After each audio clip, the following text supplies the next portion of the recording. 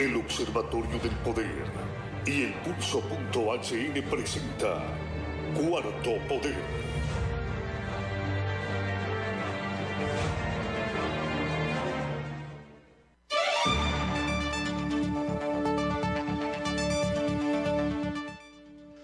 Muy buenas tardes, Honduras, bienvenidos. Esto es Cuarto Poder, un programa más con ustedes, una semana más, iniciando con toda la información ocurrida durante el fin de semana, el análisis y por supuesto la opinión de nuestros invitados que durante esta semana van a ser parte de este programa Cuarto Poder, que se transmite de lunes a viernes de 4 a 5 de la tarde a través de Radio Globo y de 6 a 7 de la noche a través de Canal Hondureño de Televisión, siempre de lunes a viernes. Gracias a don Cristian Maradiaga en controles, el máster principal de Globo TV, Ronald López en controles de Radio Globo, nuestro compañero Carlos Paz, que en unos minutos estará con nosotros, y su servidor Ramón Ochoa.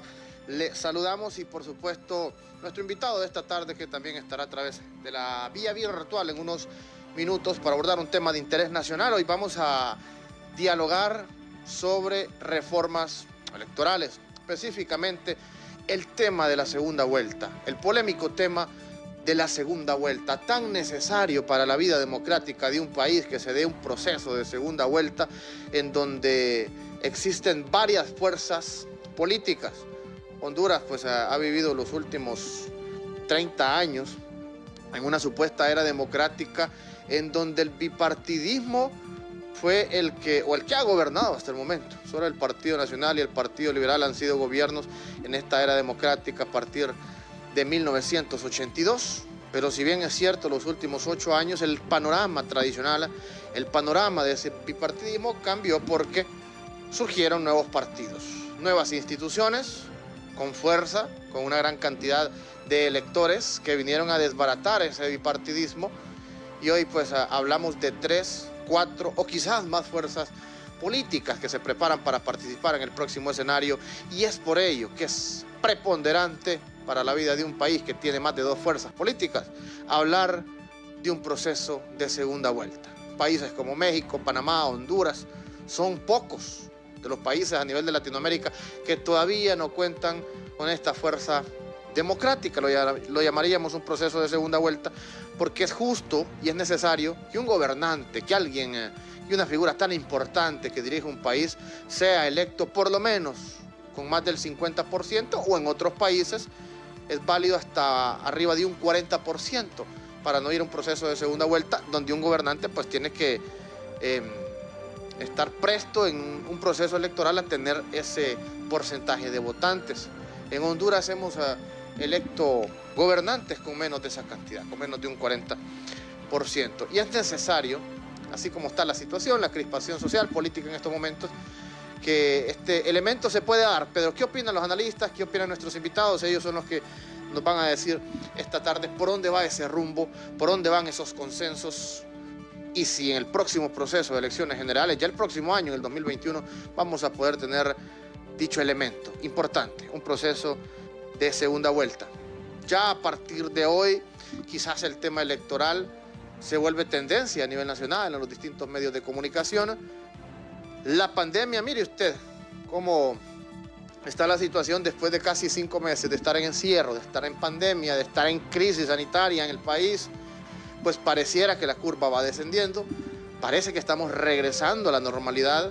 No estoy diciendo que los casos estén bajando, ni mucho menos, pero sí el porcentaje de las pruebas que surgen a diario es menor, la cantidad de personas positivas de las que surgían hace un mes. Quizás el pico más alto lo tuvimos el mes pasado, así como nos decían los especialistas, durante el mes de julio, y ojalá que así sea, que en este mes de agosto y septiembre pues esa curva empiece a descender, pero siempre exigimos a las autoridades que realicen la cantidad necesaria y requerida de pruebas para conocer la realidad del COVID-19 en nuestro país. Además hay otros elementos que nos hablan los epidemiólogos de la inmunidad de grupo que se va adquiriendo, un mayor conocimiento sobre el COVID. Esto hace pues que sea menos propenso para esa tasa de mortalidad que se ha dado en el mundo, y que pues los especialistas sepan tratar de mejor manera esta pandemia. Así que nos vamos alejando poco a poco. Si bien es cierto, quizás septiembre, octubre, noviembre o hasta diciembre estemos con casos, recordemos que ya está en proceso las vacunas. Rusia en esta semana tendrá lista ya su vacuna. Y varios países que están en proceso de estudio con estas vacunas, pues también en los próximos días o meses la tendrán lista. Entonces esto es un aliciente, pero por ello tampoco podemos desestimar siempre esta enfermedad tan mortal como lo ha sido el COVID-19. Tenemos que regresar a la normalidad, como lo han dicho los economistas, independientemente de cómo está la cantidad de casos. Tenemos que reactivar la economía. Ya miramos que algunos negocios, bueno, la mayoría están funcionando, no como quisiéramos, porque la crisis económica ha golpeado a la mayoría de comercios en nuestro país. Ya hoy día lunes empezaron a funcionar los vuelos, los aeropuertos empezaron a trabajar y algunos sectores del rubro del transporte terrestre que empezaron a operar a partir del día de hoy. Entonces, dentro de esa normalidad, también están los procesos políticos. También están los procesos electorales, no los podemos dejar de un lado y tenemos que estar conscientes que a partir de este momento va a ser tendencia estos temas en los distintos medios de comunicación. El próximo proceso electoral primario, que yo creo que sí se va a desarrollar a pesar de varias nubulosas que surgieron, a pesar de varios rumores, de varios boicots que se pretendía dar también a estos procesos, o de varios escenarios negativos que se daban para que se desarrollara el proceso de elecciones primarias. Yo creo que sí se va a desarrollar, así como van los vientos, es un hecho.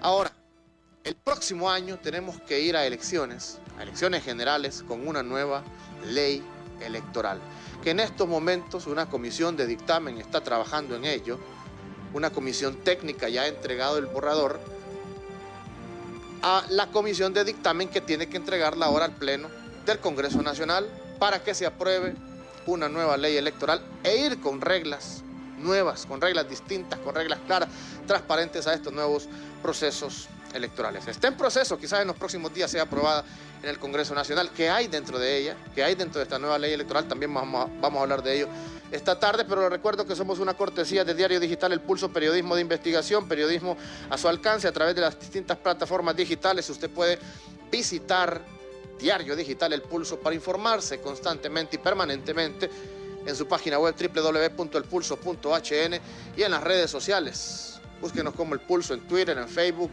en Instagram.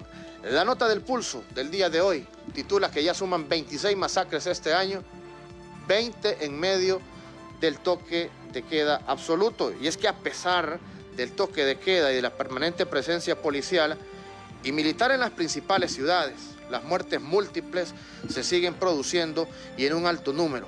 20 masacres. Escuche bien usted, 20 masacres durante los meses de cuarentena. Los criminales no descansaron en esta pandemia. 20 masacres, un número alto, pero indague, amplíe a través de Diario Digital El Pulso, periodismo de investigación. Y a propósito de ese grupo de periodistas, está don Carlos Paz, a través de la línea telefónica, periodista del Pulso y también parte del equipo de Cuarto Poder. Don Carlos, a la distancia, los saludo, buenas tardes.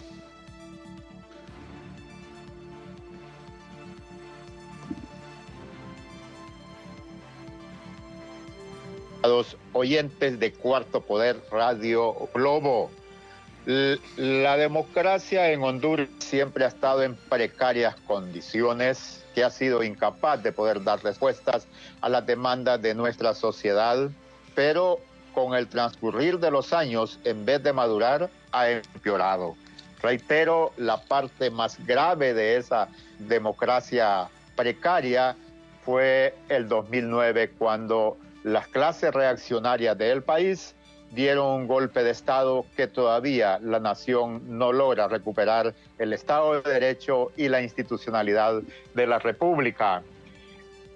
Hablar de la segunda vuelta después del 2009 y el 2012, que se empezaron a constituir otras instancias políticas con capacidad de disputarle el poder a los partidos tradicionales existentes, liberal y nacional, los analistas del país y internacionales, organizaciones que observaron el proceso electoral del 2013, dieron recomendaciones que había que establecer otros mecanismos de competencia electoral transparentes y que garantizaran que quien ostentara el poder de la nación representase a las mayorías. Y las más graves, todos conocemos que fue el proceso electoral del 2007, en el cual el pueblo incluso se insubordinó y estuvo a punto de llegar a la rebeldía. Sin embargo, todavía no vemos que la clase política del país que ha gobernado por más de un siglo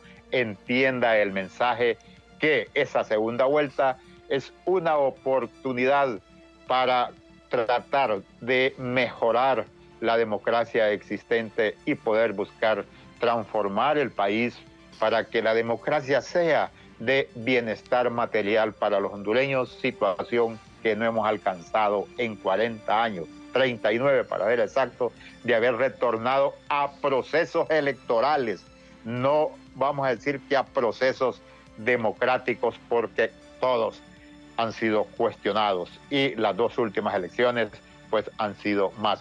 Ramón mencionaba el caso de los vuelos. Sí. Pues le comento que los vuelos hoy a las 7 de la mañana no se habían reiniciado porque las líneas aéreas nacionales no habían recibido el oficio de parte del gobierno de la República.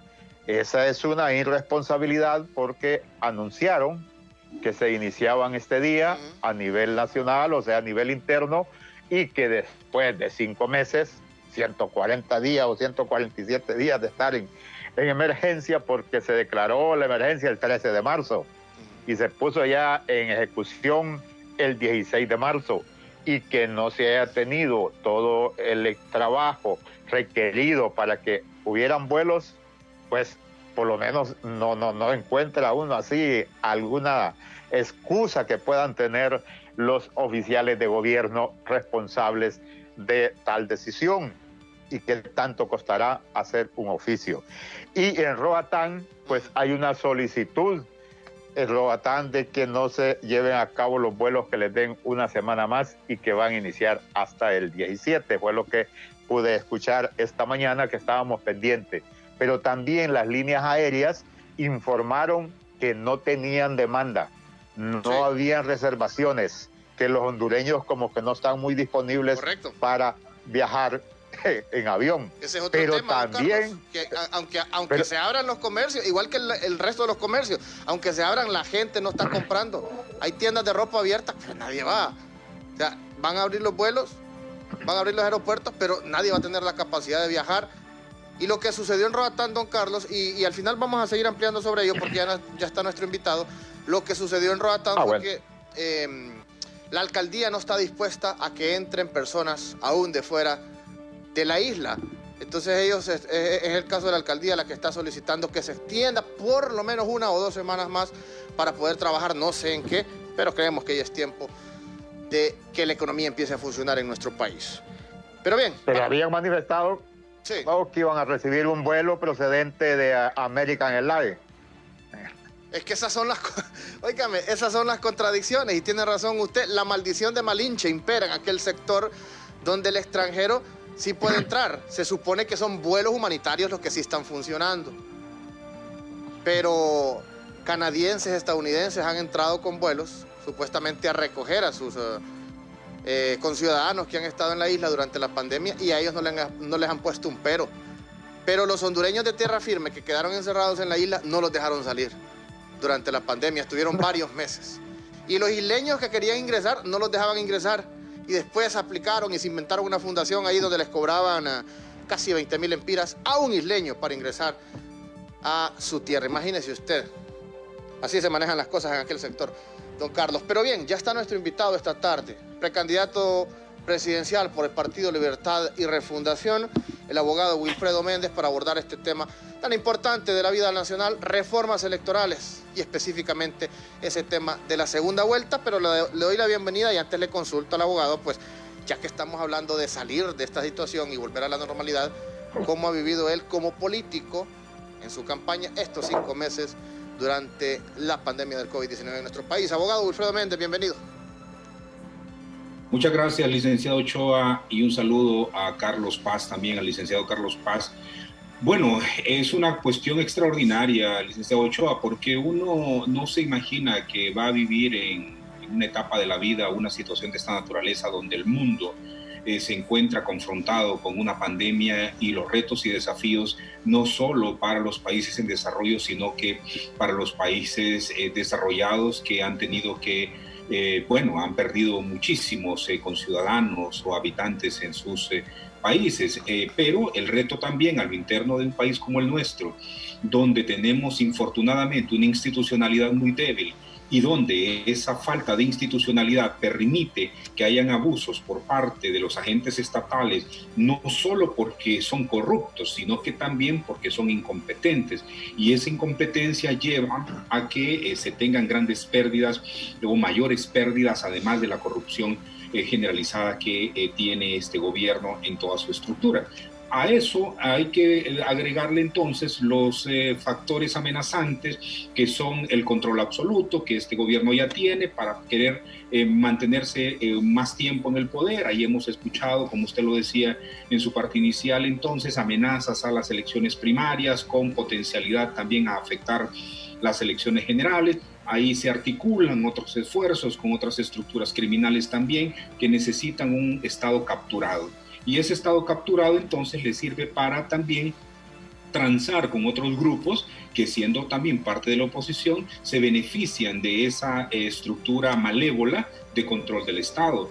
Con todas esas circunstancias adversas, tenemos que participar en un proceso con la población hondureña de interacción para poder mantener la idea que la democracia es la única forma y el mecanismo para que podamos rescatar institucionalidad, para que podamos reinstaurar un Estado de Derecho que sea efectivo y que realmente pueda beneficiar a la población en razón de poder generar el mayor beneficio posible.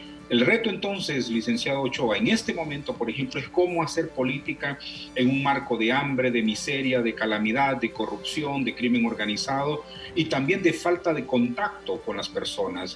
Los que no tuvieron la posibilidad de trabajar previo a la declaratoria de estado de sitio en Honduras, producto de la pandemia, y dejar un trabajo previo para poder luego, después de la pandemia, conectarse con sus liderazgos departamentales y municipales, van a tener muy difícil la participación en las elecciones de marzo del próximo año para poder competir de verdad, para tener una participación que realmente lleve a algunos niveles de éxito. Nosotros, afortunadamente, con la alianza que hemos marcado y que venimos forjando de más de un año y medio, Honduras Libre, tuvimos la posibilidad de contactarnos con la gente, porque ese fue nuestro primer enfoque estratégico.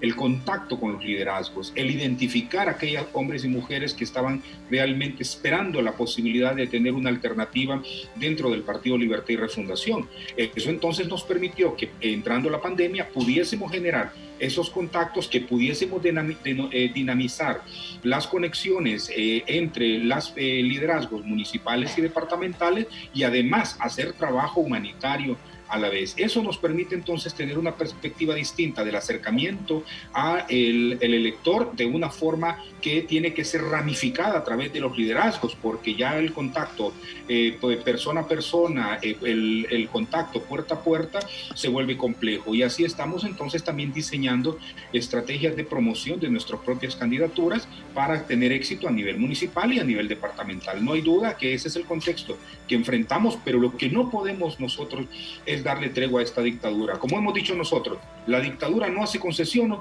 nosotros no les demos tregua. Y en eso estamos entonces para rescatar la democracia, luchando incluso con algunos enemigos de la democracia y que simpatizan con la dictadura y que preferirían que no hubiesen elecciones, pero que los demócratas tenemos que ir impulsando y abriendo brecha en ese sentido para que sea la democracia y la participación de los hondureños y hondureñas la que prevalezca.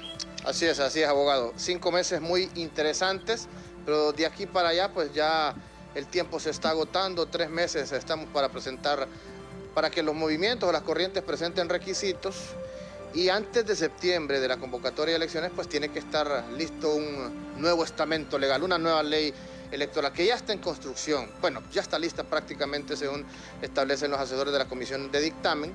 Solo falta que pues entregue al Pleno del Congreso Nacional y ahí que se pongan de acuerdo los políticos en temas electorales, temas candentes como la segunda vuelta, como la reelección, como, bueno, de voto electrónico creo que no se está hablando hasta el momento. ¿Qué espera usted de esta nueva ley electoral? ¿Qué espera de las reformas electorales que se den para este nuevo proceso?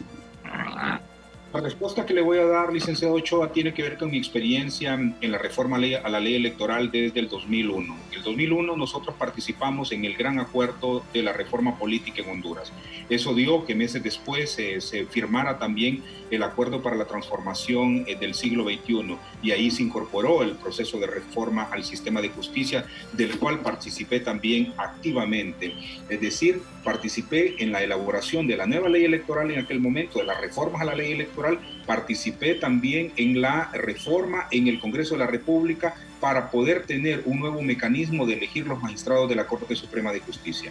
Le puedo entonces, con base en esa experiencia, mencionarle y decirle cuáles son acciones superfluas, cuáles acciones son marginales, cuáles son acciones de engaño en el marco de los grupos políticos que toman decisiones, porque no todos tomamos decisiones en este momento que se discute un instrumento legal que debería de hacer un replanteamiento del sistema electoral y del sistema de partidos políticos, porque aquí lo que tenemos es un sistema de partidos políticos corrompidos.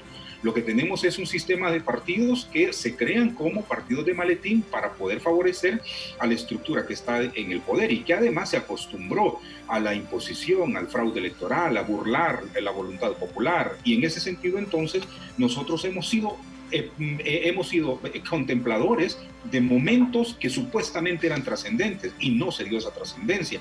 Por ejemplo, escuche bien, las Naciones Unidas dirigieron un proceso en el cual hablaban de que íbamos a tener nosotros un Tribunal Nacional Electoral, un Tribunal Supremo Electoral, cambiaba a Tribunal Supremo Electoral, autónomo, independiente, que realmente no tuviese sus niveles de interferencia y que el profesionalismo direccionara ese Tribunal Supremo Electoral. ¿Y qué sucedió? Que más bien jugaron una trampa con el pueblo hondureño y le dieron el control absoluto al bipartidismo y quitaron a los demás partidos de las representaciones, cosa que Libre tuvo que luchar en este momento para obtener una representación, porque aquel había sido un retroceso.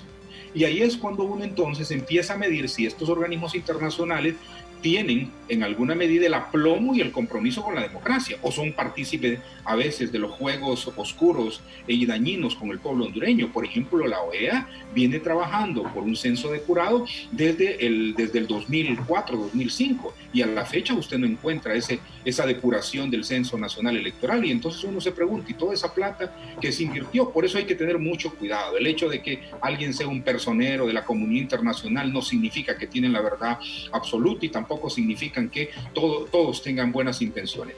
Le concluyo entonces en esta primera etapa, conociendo esa trayectoria que he tenido en el proceso de reforma electoral y cómo hemos ido en distintos momentos, por ejemplo, incorporando la participación igualitaria de las mujeres. Cuando nosotros participamos en el proceso de reforma a la ley electoral, nosotros luchamos por el 50% para las mujeres de participación igualitaria en el país.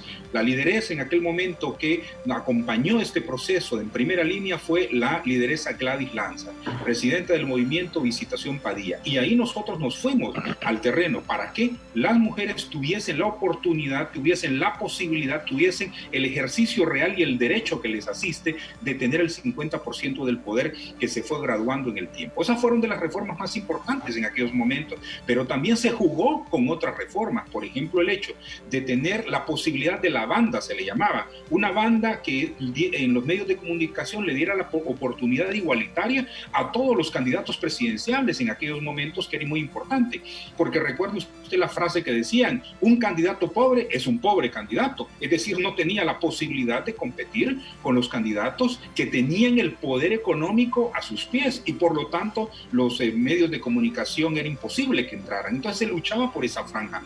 Otro elemento que se luchó en aquel momento también fue el tema del control del financiamiento de los partidos políticos, y se hicieron reformas muy importantes. ¿Por qué entonces no se logró controlar el financiamiento de los partidos políticos y la corrupción, el narcotráfico siguieron financiando campañas? ¿Y por qué ahora que tenemos este ente fiscalizador electoral también tenemos tenemos actualmente diputados corruptos y diputados narcotraficantes. ¿Qué ha pasado en todo este proceso de reforma? ¿Qué ha pasado entonces en los procesos de igualdad de oportunidades y de participación? Y lo que hemos tenido es una disminución de la presencia de las mujeres en el Congreso de la República. Todos esos elementos, cuando uno los quiere conjugar y ve el comportamiento de los actuales diputados que están en el Congreso de la República, ¿usted cree que este Congreso nos va a dar a nosotros una ley electoral que sea realmente democrática cuando estamos frente a un Congreso de la República corrupto y también antidemocrático, que impone, que no permite que haya una verdadera participación? Si no, solo hay que preguntarle a nuestros compañeros del Partido Libertad y Refundación, que no tienen la posibilidad de que su voz, a pesar de que tenga toda la razón, sea escuchada en el Congreso. Entonces, no es cierto que de este Congreso de la República vamos a esperar una ley que de verdad nos permita una participación democrática efectiva y adecuada. Por ejemplo, mire usted el tema de la ciudadanización de la mesa, que se ha manejado muchísimo. En aquellos tiempos que nosotros dirigimos grupos de investigación para ver el proceso de cómo podíamos tener una mesa electoral que no se permitiera que se trastocara el resultado electoral, una de las ideas que surgió fue ciudadanizar la mesa, es decir, que no tuvieran los partidos políticos representantes, sino que fueran ciudadanos y ciudadanas electos al azar para que pudiesen estar en la mesa electoral receptora. Con toda esta trayectoria que tienen estos partidos de control y manipulación, a este momento yo le puedo decir, como lo he mencionado en otros espacios, que la ciudadanización de la mesa es otra trampa en el cual, por ejemplo, el censo del Partido Nacional va a ser los que van a estar en la mesa electoral, va a tener control absoluto de la mesa entonces. Por lo tanto, factores y elementos que nosotros consideramos trascendentales en esta ley, que sencillamente no van a estar porque no existe la voluntad política, como el hecho, por ejemplo, del control efectivo de las campañas, del financiamiento, como el hecho, por ejemplo, también de poder garantizar que en la mesa electoral receptora no se trastoquen los resultados, que no se trastoquen el Consejo Electoral, que no se trastoquen en el sistema de cómputo, que es el que no voten los muertos. Esas acciones, este gobierno, esta administración no está con la voluntad política de aprobarlas, pero generan, por ejemplo, grandes discusiones a través de la segunda vuelta, del proceso de reelección, y en esa situación nos mantienen entretenidos, mientras, por ejemplo, el hecho del uso de la huella dactilar, que puede ser un instrumento poderosísimo para evitar de que los muertos voten y para tener un mejor control en la mesa electoral, de forma tal que sea la huella, porque no hay otra forma de que se pueda, es la huella dactilar trastocar. Entonces, ese puede ser un instrumento poderoso, pero le aseguro que seguramente no va a ser un instrumento que se va a aprobar. Sí, don Carlos Paz. Muy buenas tardes, abogado Wilfredo Méndez. Gracias por estar en Cuarto Poder Radio Globo. Le consulto, ¿la democracia hondureña es el reflejo de la democracia de los partidos políticos? Porque son ellos los ejecutores de esta, ya en el ejercicio del poder. ¿Dónde radica para usted que hayan transcurrido 39 años y no podamos alcanzar un nivel democrático de participación más efectiva y que esa democracia sea de bienestar material para los hondureños? Don Carlos, me alegra mucho también saludarlo y saber que está bien. Mire, nosotros desafortunadamente hemos transitado nuestra vida ciudadana y bueno, y de los extranjeros que viven en nuestra tierra y que han decidido pues quedarse en este país, o aquellos que están en tránsito, la población hondureña, los pobladores que estamos en este hermoso país. Hemos infortunadamente transitado por momentos realmente dolorosos para la vida de la nación, como el conflicto armado, por ejemplo, en los años 70, en los años 80, la persecución que se dio contra hombres y mujeres que querían una sociedad más justa, también desafortunadamente la aplicación de la doctrina de la seguridad nacional. Posteriormente, la imposición a punta de bala y golpes de las militares y fuerzas armadas en los años venideros, y el golpe de Estado que infortunadamente también trajo consigo dolor, sangre, muerte, y que todavía entonces en una forma de la aplicación de esta doctrina de la seguridad nacional, en una forma muy bien dirigida, se siguen asesinando los líderes de la oposición social principalmente y algunos líderes de la oposición política, pero principalmente los líderes del movimiento social. Esa historia que nos viene marcando, y si seguimos también revisando el pasado, encontraremos que Honduras desafortunadamente no ha tenido la posibilidad de tener democracias efectivas que le hayan permitido el desarrollo o el arranque o la plataforma para el desarrollo sostenido en el tiempo, y que vayamos saliendo de una situación tan crítica de pobreza, de miseria, de exclusión y marginación.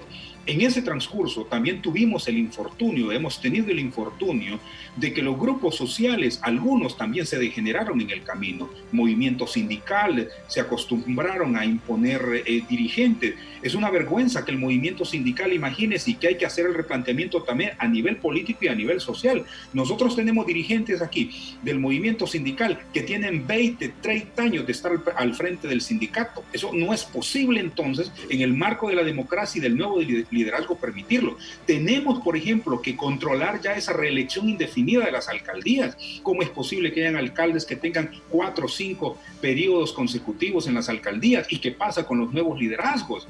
También pasa dentro de los propios partidos políticos que quisieran eternizar en el control de los partidos. ¿Qué pasa con el nuevo liderazgo?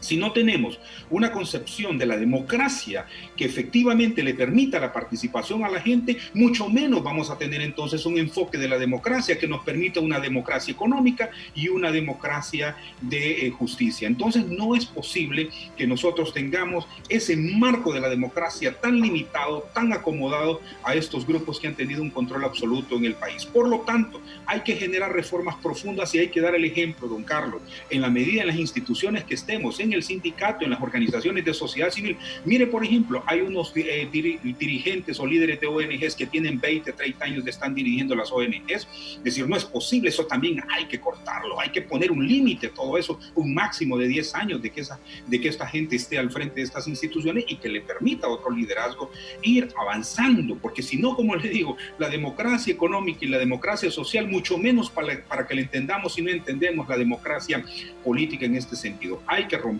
entonces esos esquemas, hay que hacernos un replanteamiento de liderazgo, hay que permitir las oportunidades, hay que generar un liderazgo altamente competente alrededor nuestro y hacernos acompañar de hombres y mujeres que están comprometidas para hacer un cambio efectivo en la democracia nacional. Mientras no tengamos ese cambio de comportamiento, licenciado Paz, vamos a continuar entonces con este juego de la democracia que al final es una farsa para mantener un pueblo empobrecido.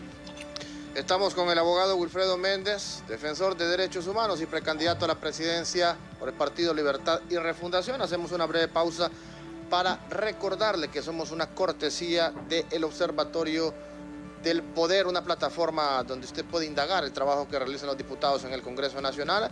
Descargue su app en Play Store, Observatorio del Poder, o en su página web www.elobservatoriodelpoder.com y dése cuenta qué es lo que hacen los 128 diputados en el Congreso Nacional.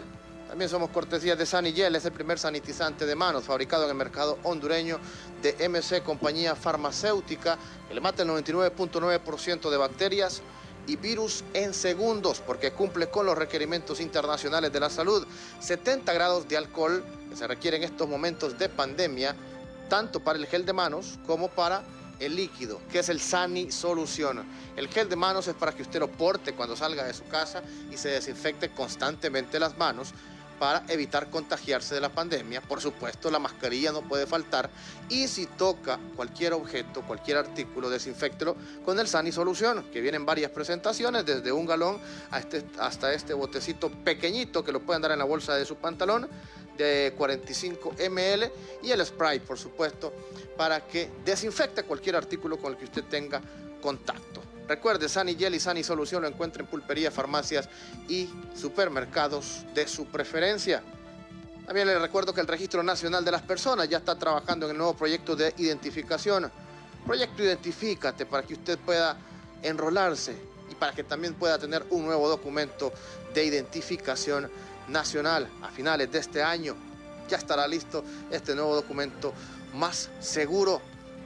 Es el principal documento de identificación que podemos portar los hondureños. Todos los hondureños llevamos algo bueno por dentro, algo que nos hace únicos. nobles, luchadores, algo que hará la patria más grande. La nueva identidad lleva esas virtudes para nuestro desarrollo.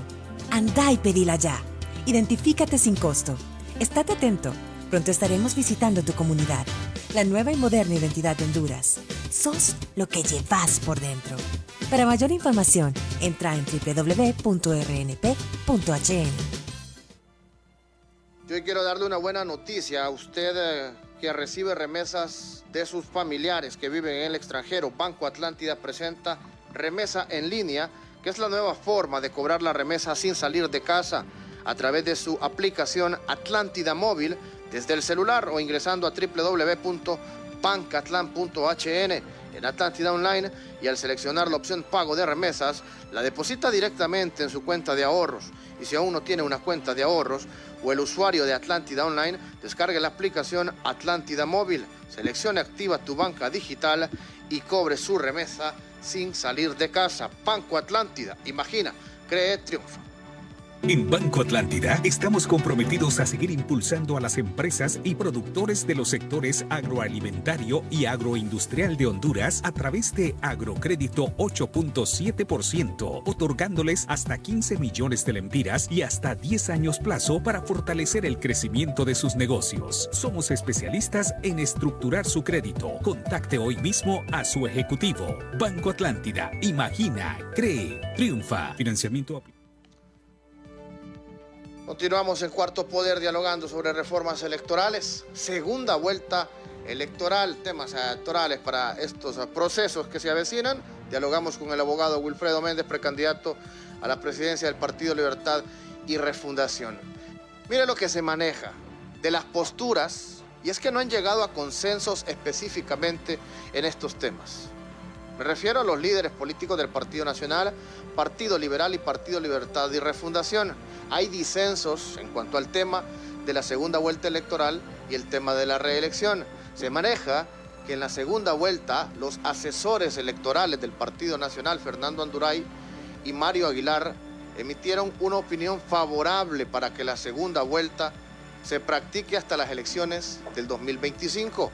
Los liberales pidan que sea en 2021, mientras que Libre quiere una consulta en el 2021 para que la segunda vuelta se practique hasta las elecciones del 2025. Y como son las corrientes, pues en las que forman a los partidos, en este caso le consulto a don Wilfredo Méndez, precandidato y también coordinador de una de las corrientes. ¿Cuál postura maneja usted como líder dentro de este instituto político? Segunda vuelta para el próximo proceso del 2021, como dicen los liberales, segunda vuelta para el proceso electoral del 2025, como dicen los nacionalistas, o que se desarrolle la consulta el próximo año, lo que implicaría que se lleve a cabo la segunda vuelta hasta el año 2025. Abogado. Licenciado Ochoa, para mí me es indistinta la segunda vuelta. Yo creo que esto es jugarle la vuelta al tonto al pueblo hondureño cuando se habla de estos temas y no hablar de los temas trascendentes que tienen que ver con el respeto del resultado electoral, que tiene que ver con no manipular el resultado electoral tanto en las primarias como en las generales, que tiene que ver con el hecho de que como democracia respetemos a la población hondureña. Si no hemos aprendido a respetar eso, lo otro se convierte en una mera justificación, en un mero debate público, y le digo eso porque en definitiva lo que necesitamos nosotros es fortalecer la institucionalidad, lo que nosotros necesitamos es fortalecer la madurez política de nuestra población hondureña, trabajar en la conciencia política del pueblo hondureño. El pueblo hondureño tomará la decisión qué candidato va a elegir, si lo decide por grandes mayorías o por mayoría simple. Esa es una decisión del pueblo hondureño. Realmente a mí la segunda vuelta me tiene sin cuidado cuando estos grupos políticos no están hablando sobre los temas que de verdad tienen trascendencia. Esos son los elementos que a mí me preocupan muchísimo, licenciado Ochoa, porque yo soy partícipe, por ejemplo, de que los grupos políticos, los partidos políticos que realmente somos demócratas, tenemos la posibilidad mediante las alianzas políticas para generar realmente un proceso de concertación preparación para una elección general, incluso pasada la elección general, generar un proceso de concertación con los demás sectores poblacionales, empresariales, del movimiento popular, del movimiento social, y a partir de ahí la construcción de una agenda conjunta es lo que nos hace realmente hacer la diferencia. Pero como le menciono, esos temas de Estado, esos temas de salud pública, esos temas de beneficio público, esos temas de distribución de la riqueza, no son temas que realmente son abordados a profundidad en cualquier proceso de reforma. Por lo tanto,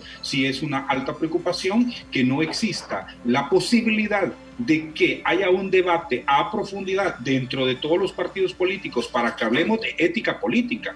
Hay algunos sinvergüenzas dentro de los partidos, de todos los partidos, que quieren que uno hable de la corrupción del otro, pero no de la corrupción que puede haber dentro del partido, que quieren que uno señale al Partido Nacional, pero no quieren que señale los errores que hay dentro del partido. Nuestro partido va a ser más fuerte en la medida que reconozcamos nuestros errores, que sancionemos a aquellos que los cometen y que además nosotros hagamos los correctivos del caso. De lo contrario, seremos parte de los partidos tradicionales, seremos parte de esa pobredumbre que ha dañado tanto al país. Tenemos entonces que los temas realmente que son necesarios para la nación, discutirlos con propiedad, a lo interno del partido, hacia afuera del partido. Mire otro tema cuando usted en este momento hacía la pausa. Hablaba, por ejemplo, de la veeduría del Congreso de la República. Durante muchísimos años yo dirigí procesos para la veeduría en el Congreso de la República. Un Congreso que el 60-70% de sus decretos está para aprobar proyectos de infraestructura. Y la legislación que tiene que ver con el desarrollo humano, que tiene que ver con la protección de la niñez, la adolescencia y la juventud, no están presentes para tomar decisiones que sean puntuales para disminuir la mortalidad materna, que es más alta que los homicidios por cada 100.000 habitantes. Esa legislación no está presente. Yo por eso he planteado, los diputados hay que reducirlos a 80, 128 vagos ahí. No nos sirven 80 que realmente estén comprometidos con la nación, con equipos de asesores realmente competentes para que cuando aprueben una ley, realmente sea una ley que beneficie a la población y no sea un retroceso. Que cuando se apruebe un contrato no sea un contrato leonino, sino que sea un contrato que beneficie al pueblo hondureño y genere la mayor justicia posible. Esas son las reformas que hay que hacer. Hay que reducir esos 128 diputados y hay que poner 80 realmente y que los sepamos elegir. Esos son los procesos de reforma trascendente. Como le digo, la segunda vuelta en estas circunstancias, yo le diría, es la vuelta el tonto que le está jugando al pueblo hondureño para mantenernos en temas que realmente no son trascendentes. Don Carlos Paz. Abogado Méndez, para el movimiento que usted lidera, la segunda vuelta no es una oportunidad para el pueblo hondureño de poder encontrar alternativas a esa esperanza que las elecciones cambie la situación en la que vive Honduras, quitándole el poder al Partido Nacional. Fundamento mi respuesta, licenciado Carlos Paz, en mi experiencia. Cuando en los años 90 se planteó la posibilidad en el informe de Naciones Unidas, incluso a finales de los 90, principios del 2000, se planteaba que Honduras tenía una crisis de democracia profunda y que había una ventana de oportunidades para poder no caer en una crisis que profundizara el mayor resquebrajamiento de la democracia en el país. Pasaron los años y ya para el 2005 ya teníamos una situación de mayor complicación y vino el golpe de Estado en el 2009.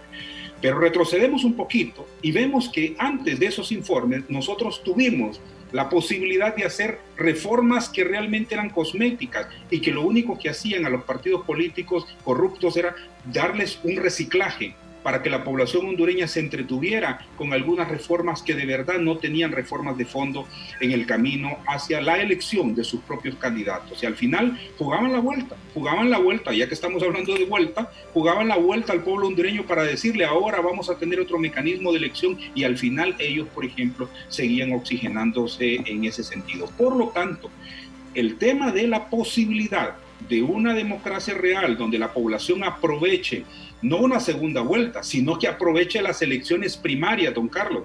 Mire, el abanico que tenemos en la elección primaria para escoger candidatos de un montón de movimientos por cada partido político es enorme.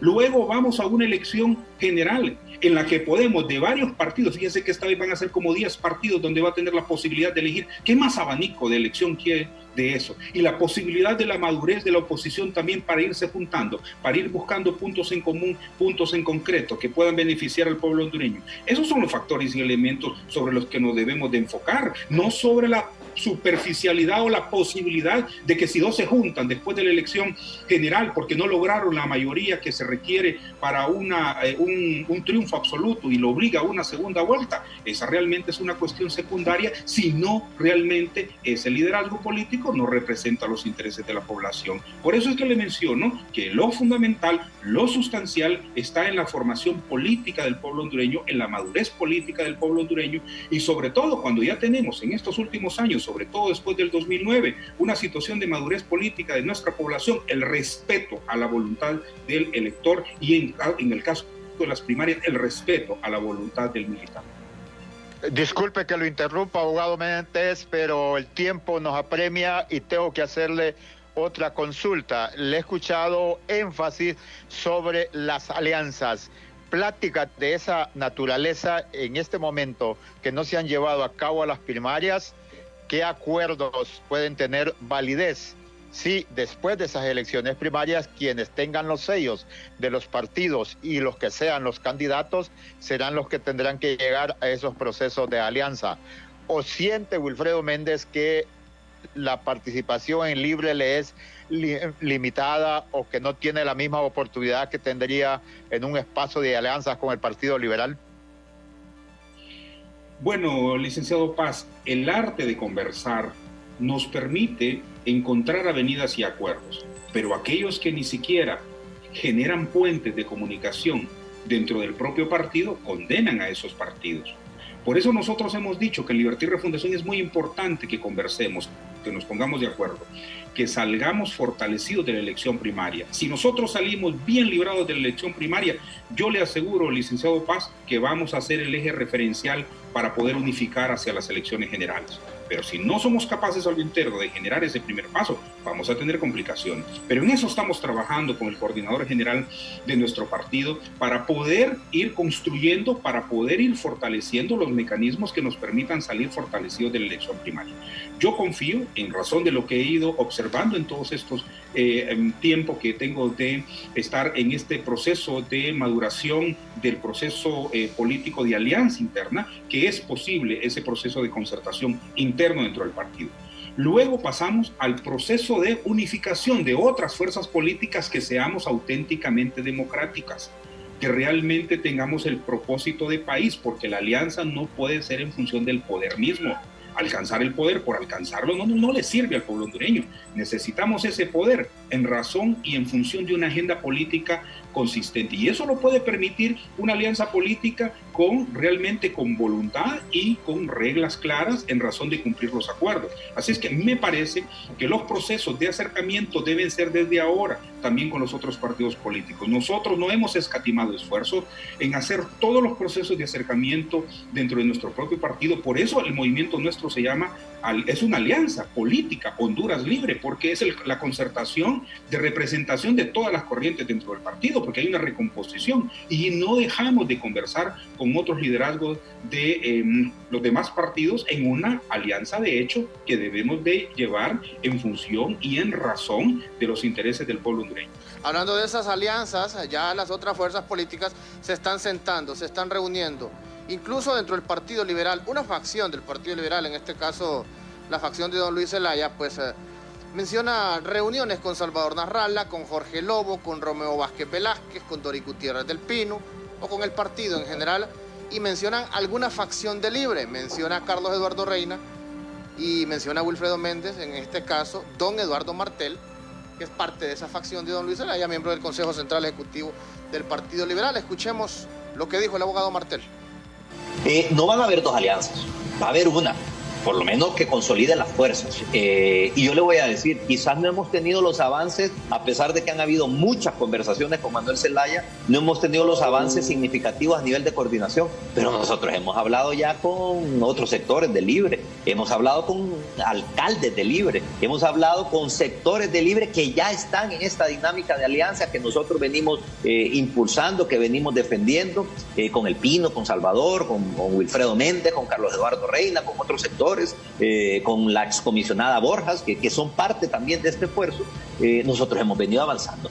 Si al final, por problemas de ego, por problemas de interés mezquino particular, alguien se queda afuera, créame, se va a quedar solo con los sellos, se va a quedar solo con su liderazgo, pero la masa va en esa dirección. Y termino con esto, nosotros ya lo sufrimos el 2017, nosotros sacamos 700,000 votos en las primarias y migraron más de 200,000 votos en las generales, la mayoría de ellos a la alianza, porque la gente quería sacar a Juan Orlando Hernández y asumió que era la alianza la más fuerte, como efectivamente era en aquel momento. Nos pasó factura, e igual le va a pasar a aquellos que quieran debilitar un esfuerzo y consolidar otro esfuerzo, lo van a ver como una traición a la oposición. Eso nos dijo en Cuarto Poder la semana pasada don Eduardo Martel. Abogado Méndez, ¿cómo lo interpreta? ¿Se está dejando por fuera a don Mel Zelaya, la facción de doña Xiomara Castro de Zelaya, porque solo lo menciona a usted y a don Carlos Eduardo Reina, pero establece que no han llegado a acuerdos aún con la facción oficial del Partido Libre? Bueno, licenciado Ochoa, hay que recordar que los acercamientos de la alianza en el periodo pasado para el proceso electoral, quien los lideró fue el presidente Zelaya. Así es que aquellos procesos de acercamiento con don Luis Zelaya, con Salvador Narrala y con otros sectores, fue el coordinador que lo hizo.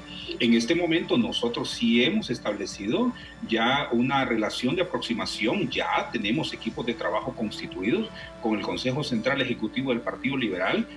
También estamos en pláticas con otros precandidatos del Partido Liberal, igual lógicamente con la dirigencia del Partido Innovación y Unidad y con otros partidos también pequeños que están interesados en que realmente tengamos un acuerdo político por el rescate de la democracia. Lógicamente, nuestra preocupación esencial en este momento que estamos enfocados en la elección primaria es nuestro partido, Libertad y Refundación. Nosotros necesitamos que nuestro partido salga fortalecido, porque la agenda que Libertad y Refundación tiene es la agenda de la resistencia nacional. Por eso se crea el partido como un brazo político. Pero yo le confirmo lo que el licenciado, el abogado Martel ha dicho. Estamos en procesos de acercamientos con estas otras facciones o con estas otras autoridades de partido, de otras instituciones. ¿Por qué? Porque esa es una conversación franca también. Licenciado Ochoa, yo recuerdo en una de las reuniones que tuvimos con el coordinador general, y le dijimos, presidente, yo soy transparente en todo lo que hago. Le comparto que hay acercamientos o hay otros partidos que se están acercando a nuestro movimiento político. ¿Qué opina usted de esos acercamientos? Que no se hagan directamente con la coordinación general. Esto fue lo que me respondió el presidente Zelaya, y hay testigos de esto. Wilfredo, si a usted lo llaman y lo tratan como precandidato presidenciable, usted vaya y establezca las conversaciones necesarias por el bien de la democracia y de nuestro partido. Y nosotros lo hemos hecho con ese nivel de respeto, de transparencia con nuestro partido, porque estamos conscientes que es un fundamento necesario para nuestra participación electoral en las primarias hacia las generales. Y además ahí avala con esta imagen don José Manuel Zelaya Rosales las reuniones, los diálogos con todos los sectores. Esto fue el año pasado, esta imagen que miramos en pantalla, donde aparece Salvador Narrala, aparece Luis Zelaya y aparecen otros líderes del Partido Libre, el Partido Nacional y el Partido Salvador de Honduras, Partido de Formación. Dialogaron a finales del año pasado porque supuestamente se iba a dar la construcción de un paro nacional a inicios de este año, que no se dio, y después dijeron que no, que ocupaban las fuerzas empresariales, obreras, gremiales, y no se dio. Y se desestabilizó por un par de dimes y diretes dicho proceso de encuentro entre todos los sectores de la oposición. Así que no hay peros, por si salen algunas críticas de ahí que se está dejando por fuera don Mel Zelaya. Él estuvo sentado el año pasado con don Luis Zelaya. Finalizo con esto, tenemos menos de un minuto, abogado Méndez, y le agradezco su participación. Finalizo con la última reacción del expresidente José Manuel Zelaya Rosales sobre el proceso de elecciones. A pesar de que habían convocado a un boicot al fraude o un boicot electoral, términos que nos dejaron sinceramente confundidos, pero yo creo que hoy ya aclara más el panorama el coordinador de Libre, donde establece en este tuit que el Partido Libre nunca va a renunciar a internas y primarias, ni al nuevo censo e identidad. En cambio, los que hacen fraude con viejo censo y vieja identidad se entretienen con sus carretas y sus bueyes, acusando al Partido Libre. Venceremos, dice Mel. ¿Cómo lo analiza? Bueno, muy contento por esta comunicación pública que el presidente Zelaya, como coordinador de nuestro partido, ha hecho. Nosotros desde el inicio planteamos que teníamos que ir a las elecciones primarias, no podemos posponerlas, mucho menos eliminarlas, porque este dictador hay que sacarlo lo más rápido posible, y más bien lo que conviene es adelantar las elecciones para que este hombre se vaya lo más rápido posible. Entonces, muy contento realmente con esa rectificación que el presidente Zelaya ha hecho para que acudamos a las elecciones primarias, y todos estamos enfocados que necesitamos un censo depurado, ¿verdad? Porque todos los días se actualiza el censo electoral, pues un censo depurado que nos permite entonces nosotros, con esa contundencia, afirmar que el resultado electoral, que por lo menos no votaron muertos. Habrán otras formas y mecanismos, porque estos demonios que atentan contra la democracia no duermen y buscan otras formas para poder burlar la voluntad popular. Entonces creo que ha sido una excelente decisión. Nosotros desde el inicio fuimos el único movimiento político presidenciable que estuvimos claros que las elecciones había que ir en marzo del próximo año, que las elecciones primarias no se podía atentar contra ellos, mientras que el otro líder de la otra corriente planteaba la opción B para irse de un solo a las elecciones en noviembre del otro año, sin pasar por elecciones primarias, y la otra compañera planteaba que había que posponer las elecciones primarias. Así que yo creo que se ha llegado a un buen punto para poder impulsar con mayor fuerza nuestra democracia a lo interno del Partido Libertad y Refundación, para ser ejemplo de realmente referencial en este marco del o más bien del rescate de la democracia, para lograr una institucionalidad hacia un Estado de Derecho realmente democrático. Yo estoy muy agradecido, licenciado Ochoa, con usted, con el licenciado Paz, por esta posibilidad de conversar con usted y, lógicamente, con el pueblo hondureño. Gracias, abogado. Ya solo hay tiempo para despedirnos. Y don Carlos Paz, ¿todavía lo tenemos en la línea? Menos de un minuto, don Carlos, y nos vemos a las 6 de la tarde. Muchas gracias, abogado Wilfredo Méndez, por candidato a la presidencia del Partido Libertad y Refundación. Don Carlos, así es, Ramón. Para finalizar, ¿sí? Así es, Ramón. En otra oportunidad tendremos una oportunidad en otra ocasión de dialogar con el abogado Méndez, porque habla de liderazgos en Honduras Libre que buscan la participación, pero tenemos conocimiento que muchos de los líderes que participan en estas corrientes que han surgido para este proceso, pues vienen de movimientos existentes en Libre, e incluso han participado en elecciones generales porque han sido ungidos en las primarias, pero ya para ese proceso de competencia ante su adversario político, pues no han cuajado muy bien. Y eso es el número de diputados que tiene Libre en el Congreso Nacional. Buenas tardes y gracias a nuestros oyentes y al abogado Méndez. Muchas gracias, don Carlos Paz. Y gracias a usted, amigo y amiga, que nos escucha a nivel nacional. Gracias por estar pendiente de Cuarto Poder. Nos vemos a las 6 de la tarde en un programa más a través del Canal Hondureño de Televisión. Nos acompaña esta noche don Marvin Ponce, siempre para hablar de temas de carácter político. Mi nombre es Ramón Ochoa. Con permiso, buenas tardes. El Observatorio del Poder y el Pulso.hn presentó